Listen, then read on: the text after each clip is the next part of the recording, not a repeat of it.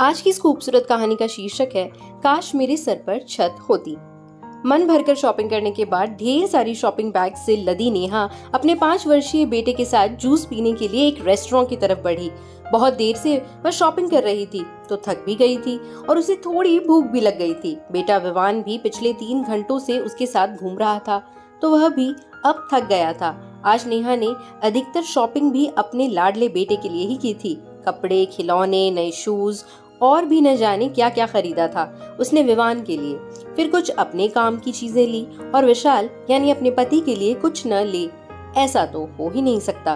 तो उसके लिए भी एक स्मार्ट टी शर्ट ले ली, एक परफ्यूम भी लगे हाथ ले ही लिया। हालांकि उन दोनों के जीवन में प्रेम की मधुर सुगंध पहले से ही बिखरी हुई है, लेकिन ऐसे छोटे छोटे उपहार उस सुगंध को और भी गहरा कर देते हैं। विशाल के बारे में सोचते ही नेहा के चेहरे पर एक प्यारी सी मुस्कुराहट आ गई। 6 साल हो गए हैं उनकी शादी को, लेकिन आज भी विशाल उसे उतना ही प्यार करता है जितना शादी के शुरुआती दिनों में करता था। इस मामले में नेहा खुद को बेहद किस्मत वाली मानती है। विशाल ने ही विवान जैसा प्यारा बेटा देकर उसे परिपूर्ण कर दिया था। प्यार से विवान का हाथ थामे वह आगे बढ़ रही थी कि अचानक एक जाने पहचाने चेहरे पर नजर पड़ते ही वह चौंकी। सामने से लगभग उसी की उम्र की एक युवती आ रही थी। नेहा को अधिक जोर नहीं देना पड़ा अपनी याददाश्त पर और उसने पहचान लिया कि यह तो ईशा थी। और पहचानती भी कैसे नहीं, जरा भी फर्क नहीं पड़ा था उसके चेहरे में। ठीक वैसी ही तो दिख रही थी जैसे कॉलेज के दिनों में दिखती थी। अरे ईशा, तू कैसी है? कितने सालों के बाद मिल रही है। जैसे ही ईशा थोड़ी पास आई, नेहा उत्साह के साथ उसके हाथ मिलाकर बोली, मैं ठीक हूँ नेहा, तुम कैसी हो? ईशा भी अचानक अपने सामने नेहा को देखकर खुश हो गई। वह भी हाथ में खूब सारे शॉपिंग बैग्स थामे हुए थी। शायद खरीदारी करने के बाद वह भी रेस्टोरेंट में ही जा रही थी। कहाँ जा रही है? शॉपिंग हो गई क्या तेरी? नेहा ने पूछा। हाँ यार, हो गई। थक गई थी तो सोचा जूस पी लूं, फिर जाती हूँ, ईशा ने बताया। फिर पूछा, और तू, तेरी शॉपिंग हो गई? हाँ, मैं भी जूस पीने ही जा रही थी। चल ना, जूस पीते हैं, साथ ही बातें भी हो जाएंगी। कहते हुए नेहा विवान का हाथ थामे रेस्टोरेंट में चली आई। ईशा भी उसके साथ ही अंदर आ गई। अंदर का वातावरण बहुत भला था, अच्छी ठंडक थी। दोनों एक कॉर्नर टेबल पर बैठ गईं और अपनी शॉपिंग बैग्स दीवार के सहारे टिका दिए। 2-4 टेबलों के ऊपर कुछ युवा जोड़े बैठे हुए अपनी दुनिया में खोए हुए थे। तू वैसी की वैसी ही है यार, जैसी 8 बरस पहले थी। उम्र तो तुझे जरा भी छू नहीं पाई है, नेहा ने प्रशंसात्मक स्वर में कहा। थैंक्स। ईशा के कपोलों पर लाली छा गई। और बता, कब आई यहाँ, कहाँ रहती है? नेहा ने उत्सुकता से पूछा। 1.5 साल हो गया है। जिस कंपनी में जॉब करती थी उसने एक ब्रांच यहाँ खोली है तो मेरा ट्रांसफर यहाँ कर दिया गया। तब से यही हूँ, ईशा ने बताया। 1.5 साल से यहाँ है और मुझे पता भी नहीं। सॉरी यार, मेरे फोन में से सारे कांटेक्ट डिलीट हो गए तो किसी से संपर्क ही नहीं रहा, पर अच्छा हुआ आज तू मिल गई, ईशा खुश होते हुए बोली। हाँ यार, मन की बातें तो दोस्तों के साथ ही साझा करने में मजा आता है। अच्छा हुआ तू भी यहीं आ गई, तेरा साथ हो जाएगा। नेहा भी खुश थी कि चलो कोई तो पुरानी सहेली मिली जिससे दिल की बातें कर सके। नेहा और ईशा 5 साल तक एक ही कॉलेज में साथ पढ़ी थी। दोनों बहुत पक्की सहेलियां तो नहीं थी, लेकिन अच्छी दोस्त थी। नेहा थोड़ी गंभीर प्रकृति की पारिवारिक लड़की थी, वहीं ईशा तितली सी उड़ने वाली खुले स्वभाव की बंधन मुक्त लड़की थी जो बहुत आजाद ख्यालों की थी लेकिन दिल की अच्छी थी। और बता, क्या क्या शॉपिंग की आज? बैग्स तो ढेर सारे दिख रहे हैं, लगता है जमकर जीजा जी की जेब खाली की गई है। ईशा नेहा के ढेर सारे सामान से भरे बैग्स को देखकर हंसते हुए बोली। हाँ, आज तो खूब खरीदारी की, लेकिन अपने लिए नहीं, विवान और विशाल के लिए। नेहा बता ही रही थी कि इतने में वेटर आ गया। नेहा ने 2 ग्लास मिक्स फ्रूट जूस और विवान के लिए आइसक्रीम ऑर्डर की। विवान को बैग्स उसकी मनपसंद कार निकाल कर खेलने के लिए दे दी। वह कार से खेलने में मगन हो गया। ओह, तो क्या क्या लिया जीजू के लिए? ईशा शरारत से मुस्कुराई। ज्यादा कुछ नहीं, बस एक टी शर्ट पसंद आई तो ले ली और विशाल की पसंद का एक परफ्यूम, नेहा ने बताया और साथ ही पूछा, तो अपने बारे में बताना कुछ। जिया जी क्या करते हैं? तेरी ही कंपनी में है क्या? बच्चे कहाँ हैं? कितने साल हुए शादी को? अरे बाप रे, इतने सारे सवाल, तूने तो सवालों की राइफल ही तान दी मुझ पर। मैंने शादी नहीं की यार, तू तो जानती है ना, मैं बंधन पसंद नहीं करती, स्वतंत्र रहना चाहती हूँ। यह परिवार का झंझट मुझसे नहीं होता, ईशा बोली। परिवार तो सबके लिए जरूरी है, यूं अकेले जीवन नहीं काटा जा सकता ईशा। शादी तो हमें एक मजबूत नींव प्रदान करती है जिस पर हम अपने सपनों का घर बनाते हैं। फिर बच्चे भी तो जरूरी हैं, उन्हीं से तो जीवन की रौनक होती है, नेहा ने उसे समझाया। भाई, मुझसे तो यह सब नहीं होगा। मैं किसी के इशारों पर नाचने वाले गुलाम बनकर नहीं रह सकती। मैं किसी की सेवा टहल नहीं कर सकती। मैं तो स्वतंत्र रहना ही पसंद करती हूँ, ईशा मस्ती से बोली। किसने कहा कि शादी का मतलब किसी के इशारों पर नाचना होता है या किसी की गुलामी होता है? यह तो एक खूबसूरत बंधन है जिसमें हमें भी तो अपना सुख दुख बांटने वाला, परवाह करने वाला साथी मिलता है। आज नहीं तो कल एक साथी की जरूरत तो तुझे भी पड़ेगी ना। सारा जीवन तो यूं अकेले कट नहीं सकता। नेहा का मन उसकी बातें सुनकर थोड़ा उचट गया था। साथी की क्या जरूरत है यार, मेरा बॉस संजय मेरी हर जरूरत का ध्यान रखता है। ना पैसे की कमी है ना किसी दूसरी बात की। पता है, एक शानदार फ्लैट लेकर दिया है उसने मुझे, और आज शॉपिंग करने के लिए पैसे भी उसने ही दिए हैं। डायमंड इयररिंग्स लिए हैं मैंने आज, ईशा ने बेझिझक बताया। तभी वेटर जूस की ग्लास और आइसक्रीम का कप टेबल पर रख गया। नेहा ने विवान को आइसक्रीम दी। तू बोल्ड है शुरू से ही। वह तो ठीक है, लेकिन तुझे नहीं लगता कि ऐसा अनैतिक संबंध ठीक नहीं है? संजय क्या आगे तुझसे शादी करेगा? नेहा का मन खिन्न हो गया था। वो तो पहले से ही शादीशुदा है और वैसे भी मुझे भी कहाँ शादी करनी है उससे। ईशा लापरवाही से जूस के घूंट भरती हुई बोली। क्या शादीशुदा है? तू जानती भी है क्या खिलवाड़ कर रही है तू अपने जीवन से? नेहा चौंक कर बोली। छोड़ यार, क्या फर्क पड़ता है? ईशा लापरवाही से बोली। क्या फर्क है तेरे और मेरे जीवन में, रिश्ते में? प्यार तो प्यार है। मैं और संजय एक दूसरे से प्यार करते हैं। अच्छी म्यूचुअल अंडरस्टैंडिंग है हमारे बीच। संजय के साथ जिंदगी बेहद सुकून से बीत रही है, बेहद खुशहाल, मस्ती भरी। संजय हर प्रॉब्लम में छाता बनकर ढक लेता है मुझे, बस और क्या चाहिए? ईशा उसी लापरवाही से बोली। फर्क पड़ता है ईशा, बहुत फर्क पड़ता है। मेरे सिर पर छत है और तेरे सिर पर छाता। घर परिवार छत के नीचे बनता है, छाते के नीचे नहीं। तेज हवा में छाता उड़ जाता है लेकिन छत नहीं उड़ती। अभी जीवन की कठोर वास्तविकता से तेरा सामना नहीं हुआ। अभी सब नीली रोमानियत के रिमझिम फुहारों के बीच तुझे छाते के नीचे ही रहना रोमांचकारी लग रहा है, लेकिन जिस दिन तूफान आएगा और छाता उड़ जाएगा ना, उस दिन तुझे पैर टिकाने के लिए जमीन भी नहीं मिलेगी। नेहा ने अफसोस भरे लहजे में कहा। थोड़ी देर पहले ही पुरानी सहेली से मिलने का जो उत्साह उसके मन में था वह बुझ चुका था। ईशा के मना करने के बाद भी नेहा ने वेटर को बुलाकर जूस और आइसक्रीम पैसे चुका दिए और विवान का हाथ पकड़कर रेस्टोरेंट से बाहर आ गई। ईशा हतप्रद सी थोड़ी देर वहीं बैठी रही, फिर मुंह बिचकाकर बाहर आकर एक टैक्सी पकड़कर अपने फ्लैट पर चली गई। यह शहर के एक पाश इलाके का 3 बेडरूम वाला सर्व सुविधा युक्त आधुनिक तरीके से सुसज्जित आरामदायक फ्लैट था जो संजय ने उसे तोहफे में दिया था।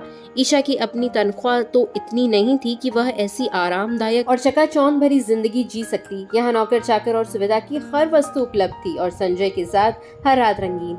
उसकी वार्डरोब में एक से एक महंगी और आधुनिक ड्रेसेस टंगी थी। ड्रेसेस टेबल के ड्रॉर में महंगी गोल्ड और डायमंड ज्वेलरी थी जो उसके जन्मदिन पर या वैलेंटाइन डे पर संजय ने उसे गिफ्ट की थी। कुल मिलाकर वह जिंदगी के पूरे मजे लूट रही थी और क्या चाहिए जीने के लिए?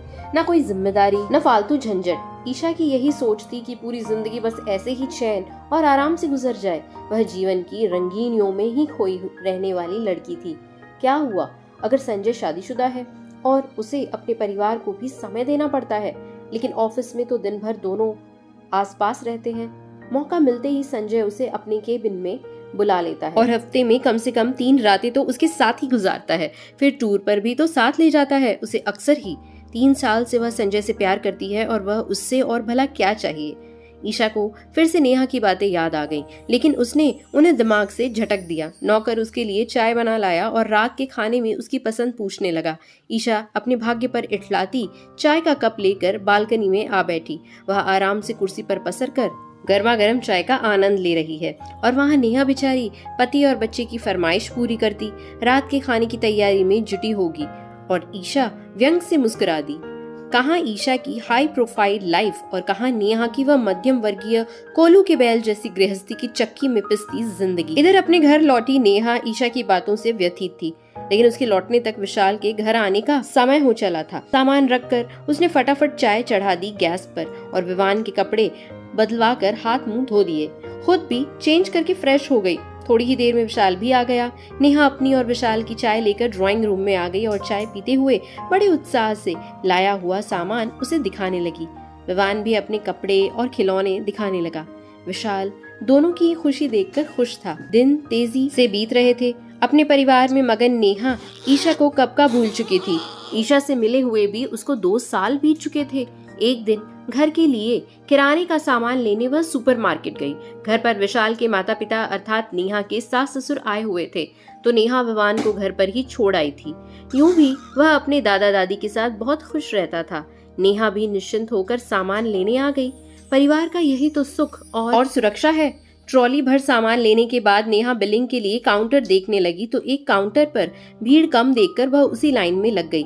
जब नेहा की बारी आई तो बिलिंग करने वाली लड़की को देखकर वह बुरी तरह से चौंक गई। वह लड़की भी नेहा को देखकर सकपका गई थी। नेहा ने उसे गौर से देखा। हाँ, वह ईशा ही थी, लेकिन कितनी बदल गई थी। शरीर बेडोल हो गया था, चेहरे की रंगत फीकी पड़ गई थी और अपनी उम्र से 10 साल बड़ी लग रही थी। आंखों के नीचे काले घेरे पड़े थे, बीमार भी लग रही थी। वह सिर झुकाकर चुपचाप बिलिंग करती रही। जब सारा सामान का बिल बन गया तो नेहा ने पैसे चुकाए और ईशा से साथ आने को कहा। ईशा ने चुपचाप उसकी बात मान ली और काउंटर पर एक दूसरी लड़की को बिठाकर नेहा के साथ चली आई। दोनों पास ही के एक कॉफी शॉप में आ गईं। नेहा ने 2 कप कॉफी का ऑर्डर दिया। तू यहाँ कैसे ईशा? वह भी इस हाल में, ऐसी मामूली नौकरी में? तेरे वह हाई प्रोफाइल महंगे आधुनिक कपड़े और वह डायमंड इयररिंग्स कहाँ गए? नेहा ने चुपते स्वर में पूछा। बस कर नेहा, मैं पहले ही किस्मत की मार खा चुकी हूँ। ईशा की आंखें छलछला आईं। क्या हुआ? संजय कहाँ है और तेरा यह हाल कैसे हुआ? नेहा ने थोड़ा नरम होते हुए पूछा। संजय अब मेरे साथ नहीं रहता, उसने मुझे छोड़ दिया, मुझे नौकरी से भी निकाल दिया। मेरे एक्सपीरियंस सर्टिफिकेट में भी मेरे काम में इतनी खामियां लिख दी कि मुझे कहीं अच्छी जगह नौकरी नहीं मिली। आखिर बड़ी मुश्किल से मुझे यहाँ नौकरी मिली। पहली नौकरी मेरी सुंदरता की वजह से संजय ने मुझे दी थी। अब वह बात रही नहीं तो ईशा की आंखों से आंसू बह निकले। लेकिन ऐसा क्यों?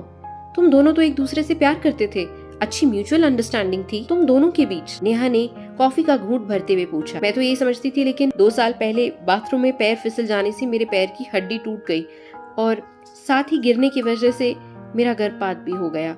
मुझे तो पता ही नहीं था कि मैं गर्भवती हो गई हूँ। उसी समय इलाज के दौरान किसी दवाई के रिएक्शन से मेरी यह हालत हो गई।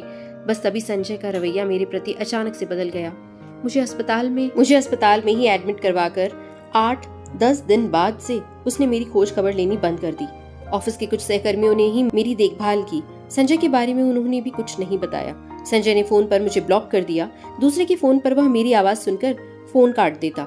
2 महीने बाद जब मैं अस्पताल से डिस्चार्ज हुई तो बिल भरने में ही मेरी न सिर्फ जमा पूंजी खत्म हो गई, बल्कि मेरी चेन व अंगूठी भी बिक गई। जब मैं अपने फ्लैट पर पहुंची तो मेरे ही नौकरों ने मुझे अंदर नहीं जाने दिया। एक नौकर ने, जो थोड़ा भला आदमी था, उसने बताया कि संजय ने यह फ्लैट मेरे लिए नहीं बल्कि मेरी जैसी लड़कियों के लिए ले रखा था। मुझसे पहले भी वहां 2 लड़कियां रह चुकी थी जिनसे मन भर जाने के बाद संजय ने मुझे रखा। मेरे बाद उसने दूसरी लड़की को अपने जाल में फंसाकर वहां रखा हुआ था। वह नौकर भी उसी के आदमी थे, इसलिए किसी लड़की को कुछ नहीं बताते थे। ईशा ने 2 घूंट पानी पिया और आगे बोली, मुझे ना उसने कपड़े लेने दिए न और कुछ सामान। मेरे पुराने कपड़े वह बैग में भरकर पहले ही अस्पताल पहुंचा चुका था। अब वही कपड़े और इयररिंग उसने किसी दूसरी लड़की को दे रखे हैं। तो अब तू रहती कहाँ है? नेहा ने पूछा। एक परिवार के यहाँ ऊपर एक छोटा सा कमरा ले रखा है किराए पर, वहीं रहती हूँ, ईशा ने बताया। अपने घर क्यों नहीं चली जाती वापस? किस मुंह से जाऊं? 3 साल पहले संजय के कारण उनसे रिश्ता तोड़ रखा था, उनकी उपेक्षा की। तू सच कहती थी नेहा, छत और छाते में बहुत फर्क होता है। जरा से तूफान में संजय नाम का वह छाता टपक से उड़ गया। यही अगर मेरे सिर पर छत होती तो क्या मेरा पति, मेरा परिवार मुझे अस्पताल में अकेला छोड़कर चला जाता? ईशा की आंखों से आंसू बहने लगे। काश तो यह बात पहले ही समझ गई होती कि घर छत के नीचे बसते हैं, छाते के नीचे नहीं। अब भी कुछ नहीं बिगड़ा। माता पिता अपने बच्चों को माफ कर देते हैं, उनसे माफी मांग ले और घर लौट जा, पिछला सब भूल जा। मुझे विश्वास है जल्दी ही एक छत के नीचे तेरा भी घर बस जाएगा। एक छत तो होगी जरूर तेरे नाम की भी। नेहा ने उसकी हथेली थपथपाते हुए उसे दिलासा दिया। नेहा की बातों ने ईशा के दर्द पर मरहम का काम किया। गर्म कॉफी पीते हुए अब वह खुद को काफी हल्का महसूस कर रही थी। छाती के उड़ जाने के दर्द से उभरकर अब उसकी आंखों में एक छत की उम्मीद झिलमिला रही थी।